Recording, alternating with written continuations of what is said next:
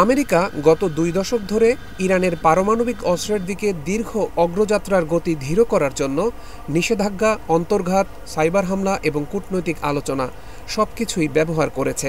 কিন্তু ২২ জুন ইরানের স্থানীয় সময় ভোররাত ২:৩০টার দিকে প্রেসিডেন্ট ট্রাম্প কঠোর সামরিক শক্তির প্রদর্শন দেখালেন, যা তার পূর্ববর্তী ৪ জন প্রেসিডেন্ট ইচ্ছা করেই এড়িয়ে গিয়েছিলেন।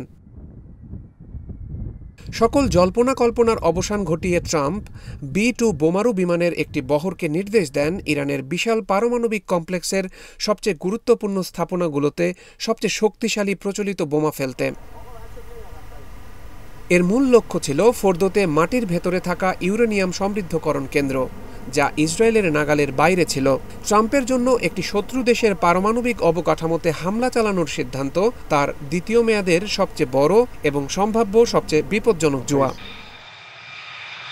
ট্রাম্প বাজি ধরেছেন যে তার প্রশাসন ইরানের নেতৃত্বে এই অঞ্চলের ঘাঁটিগুলোতে ছড়িয়ে থাকা ৪০,০০০-এরও বেশি আমেরিকান সেনার বিরুদ্ধে যে কোনো প্রতিশোধমূলক হামলা প্রতিহত করতে পারবে। তিনি বাজি ধরেছেন ইসরায়েল ও আমেরিকার বিরুদ্ধে প্রতিশোধ নেওয়া থেকে তিনি ইরানকে বিরত রাখতে পারবেন।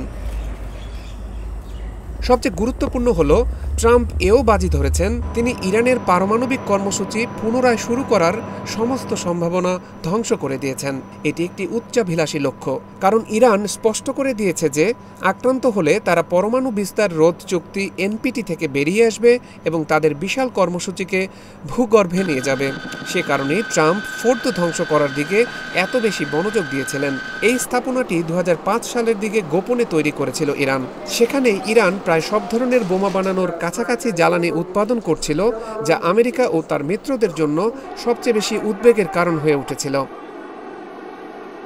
গত ২১ জুন ট্রাম্পের সহকারীরা মিত্রদের বলছিলেন যে ওয়াশিংটনের একমাত্র উদ্দেশ্য ছিল পারমাণবিক কর্মসূচি ধ্বংস করা। তারা এই জটিল হামলাকে একটি সীমিত, নিয়ন্ত্রিত অভিযান হিসাবে বর্ণনা করেছেন, যা ২০১১ সালে ওসামা বিন লাদেনকে হত্যা করা বিশেষ অভিযানের অনুরূপ।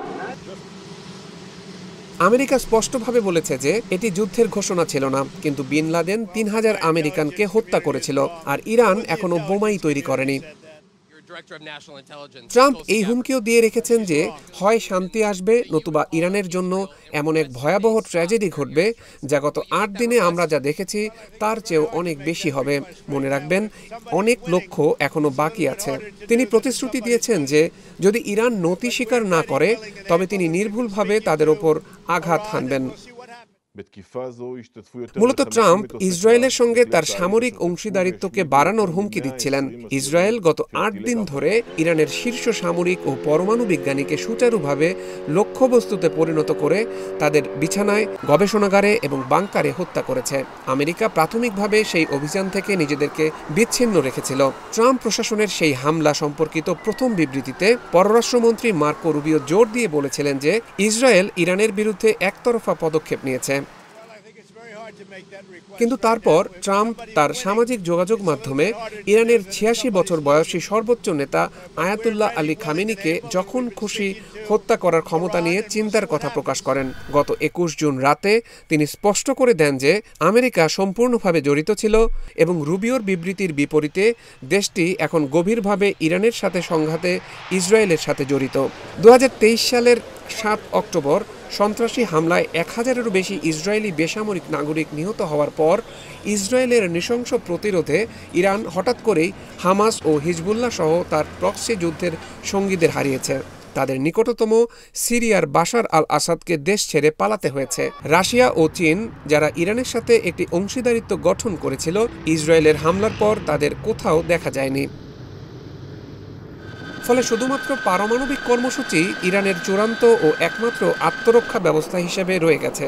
এটি সবসময় শুধু একটি বৈজ্ঞানিক প্রকল্প ছিল না, এটি ছিল পশ্চিমাদের প্রতিরোধের প্রতীক এবং নেতৃত্বের ক্ষমতা ধরে রাখার পরিকল্পনার মূল ভিত্তি।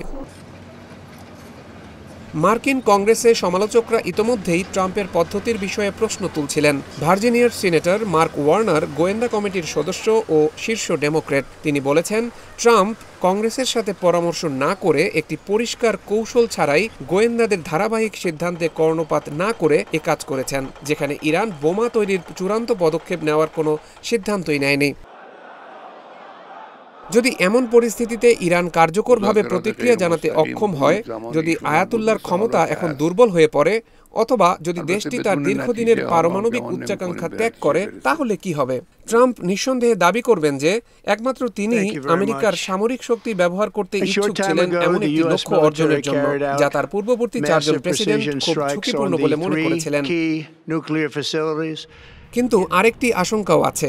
ইরান ধীরে ধীরে পুনরুদ্ধার করতে পারে এবং তার বেঁচে থাকা পারমাণবিক বিজ্ঞানীরা তাদের দক্ষতা ব্যবহার করে ভূগর্ভে যেতে পারেন। দেশটি তখন উত্তর কোরিয়ার দেখানো পথ অনুসরণ করতে পারে এবং সেক্ষেত্রে তারা পারমাণবিক বোমা তৈরির প্রতিযোগিতায় নেমে যাবে।